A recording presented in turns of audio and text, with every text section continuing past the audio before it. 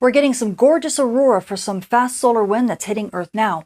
And some new regions are about to rotate into Earth view, but it looks like it won't be until after Field Day weekend. Those stories and more are in the news this week.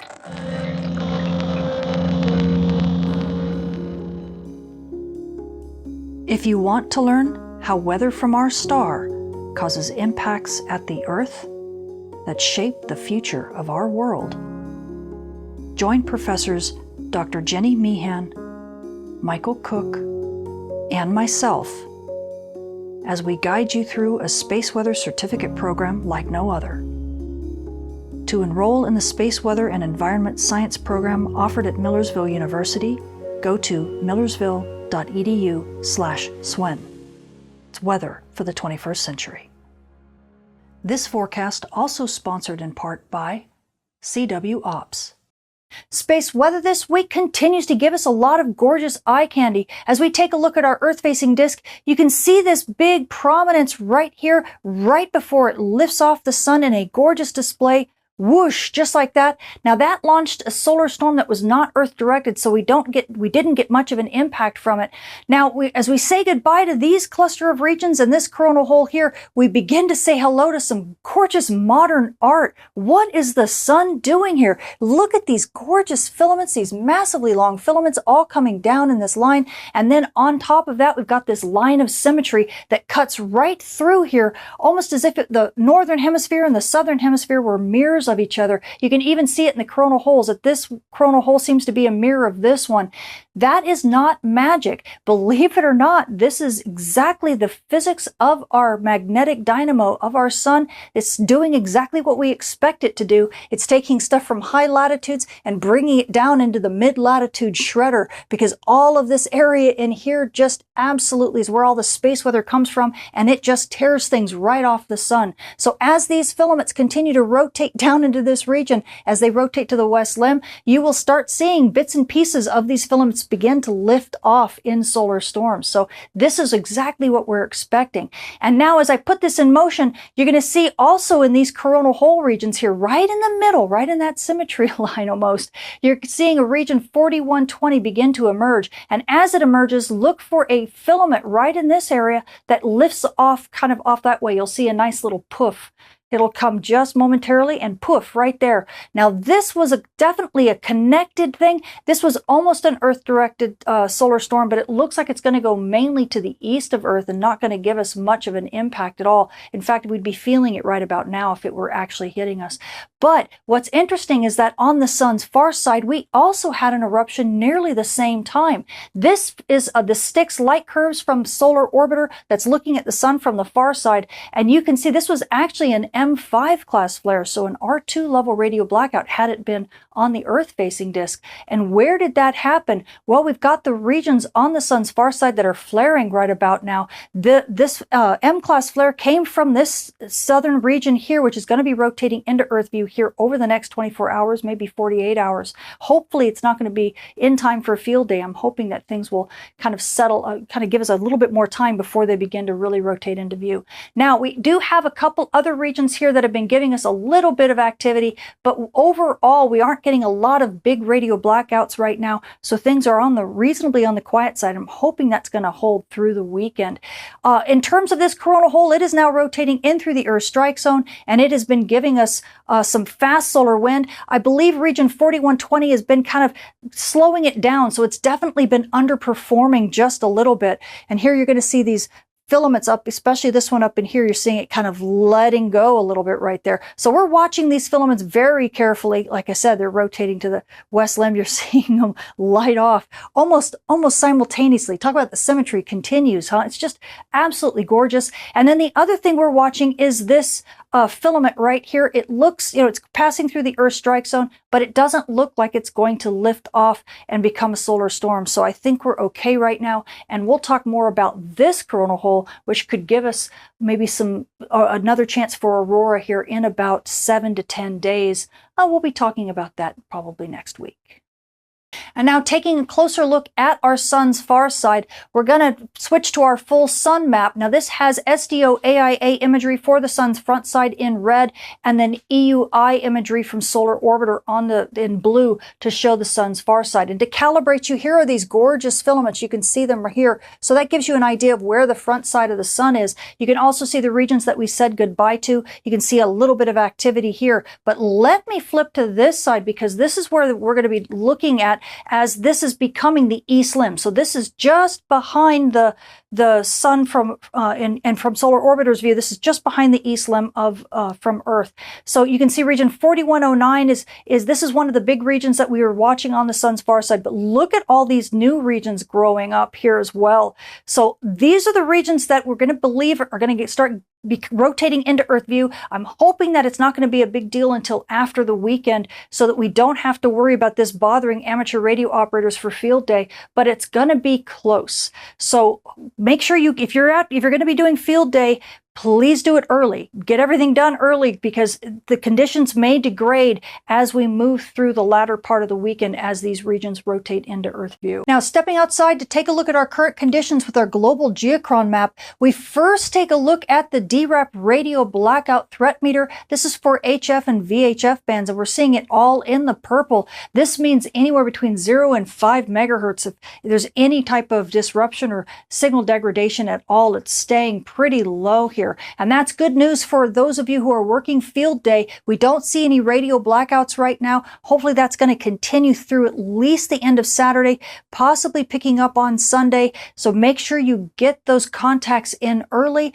if you're going to do it, because things might actually pick up. Now, as we flip to our Ovation auroral model, well, this was the beginning of the fast solar wind impact. You can see we got a little bit of activity over the beginning of the 26th. This was the night of the 25th for the Western Hemisphere, but things kind of died back down again, and that's kind of the way it's been. It's been very sporadic. We didn't get Aurora building back up until about midday on the 26th. We can see it growing quite a bit, but it's only reached about G1 levels, and this is likely the way it's going to continue. So Aurora has been visible, but it just hasn't been all that strong, and sadly, that's the way it's going to be over the next day or two as well. Now, as we switch to our ROTI, well, this is our GPS and GNS scintillation risk map, and this shows you how higher frequencies are responding and whether or not we might have some signal degradation there. And as you can see, we are rightfully getting some activity in the poles. This means that if you are a GPS user and you're at higher latitudes because of the Aurora,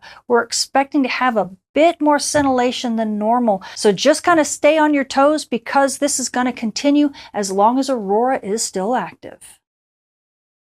And now, speaking of Aurora, we have been seeing some gorgeous Aurora over the last 24 hours, but not everywhere. Sadly, we haven't gotten a lot of Aurora in Europe, mainly because we've gotten a lot of cloud cover, but we have seen some gorgeous Noctilucent clouds, especially all over Europe, because it is Noctilucent cloud season. So over the next few months, you might actually get a chance of getting some Noctilucent clouds along with Aurora, and I'm going to share with you some gorgeous pictures, not only of Noctilucent clouds, but of some Aurora as well from this recent solar storm, because hey, it's been a while since I've done an Aurora highlight, and I just love to share these photos with you.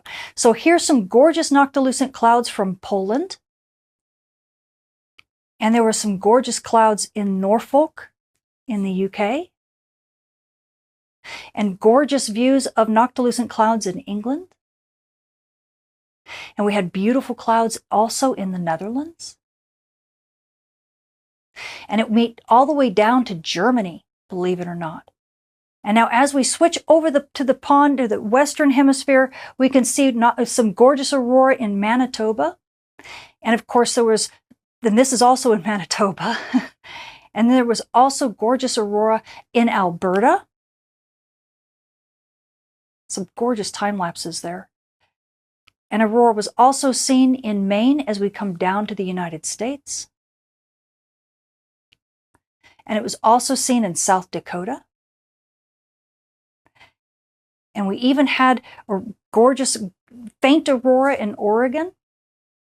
It made it clear down to Wyoming. And believe it or not, it even made it as far south as Kansas.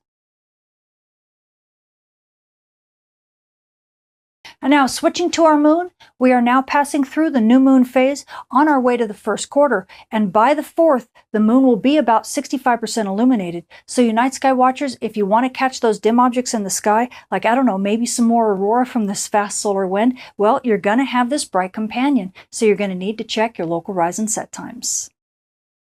And now switching to our solar storm conditions and aurora possibilities over this coming week, we are still expecting that fast solar wind to continue here over the next couple days before things settle down. At high latitudes, NOAA is expecting minor storm conditions with up to about a 55% chance of a major storm. And that should kind of settle down as we get into the 28th. But by the 29th, we should be back to basically unsettled conditions. And we're going to have to wait a little bit, maybe about another 7 to 10 days to get another chance for some fast solar wind. Now at mid latitudes we're only expecting active conditions, but we do have up to about a 20% chance of a minor storm. Again, this fast solar wind is a bit underwhelming for us. We are going to still see some fast solar wind through the 28th, but likely we'll already be back at unsettled conditions, and we're going to have to wait a little bit longer before we get some decent views back at mid latitudes. Now switching to our solar flare and dayside radio blackout outlook over the coming week, we are sitting in the mid 120s for solar flux. We're likely going to see that creep up as we move out of the weekend. Luckily, this sits us at the minor noise level right now for radio blackouts on Earth's day side. We're not seeing that much noise on the bands, and that's fantastic news for those of you who are working field day. NOAA's giving us about a 25% chance of M-class flares at the R1 to R2 level and only about 5% chance of X-class flares at the R3 level. That's likely, like I said, going to continue through hopefully Sunday before we start getting back into that moderate noise range as those new regions begin to rotate into Earth view. You'll also see that risk for radio blackouts at the R1 to R2 level begin to ramp up at that time. So hopefully, like I said, get your contacts in fast when it comes to field day. And now switching to our radiation storm and polar aviation outlook over the coming week, everything is in the green this week when it comes to big radiation storms. We are sitting at the D1 normal range. This is for you aviators at flight level 360. It's also the S0 quiet range for everyone else. NOAA's only giving us about a 5% chance of a radiation storm at the S1 to S2 level, at least over the next few days. And then as those new regions rotate into Earth view, we're expecting to see that risk rise just a little bit, but we're not expecting all that much. So likely all of you frequent flyers, and this does include aircrew and you high-risk passengers, you're all in the green this week, so you can relax and fly clear, at least until the beginning of next week, when you might want to start looking at those ICAO advisories once again. So the space weather this week is actually remaining a bit on the mild side. Now we do have that fast solar wind stream that's continuing to hit Earth over the next 24 to 48 hours. Aurora photographers, if you're at high latitudes, at least in the southern hemisphere, you might get a decent show. But aurora photographers at mid latitudes, the aurora is going to be a bit more sporadic. So if you're in the northern hemisphere, it might be better to chase those noctilucent clouds because this noctilucent cloud season is just beginning to ramp up. Now, amateur radio operators and emergency responders, if you are participating in field day this weekend, you are in luck because the noise on the dayside radio bands continues to be reasonably quiet. We also have a low risk for radio blackouts over the next, maybe day or two. So you should have some decent conditions in through Saturday, possibly in through midday Sunday, and then you might notice the conditions beginning to tank a little bit. So if you're wanting to get those contacts in, be sure to get them in early. And now you GPS users, well, the solar storming on the night side isn't too bad, and they've got some pretty quiet conditions on the day side of Earth. So as long as you stay away from Aurora and stay away from the dawn dust terminators where ROTI shows the scintillation risk is pretty high, well, your GPS reception should be pretty top notch. I'm Tamitha Skov, the Space Weather Woman. Thank you for watching.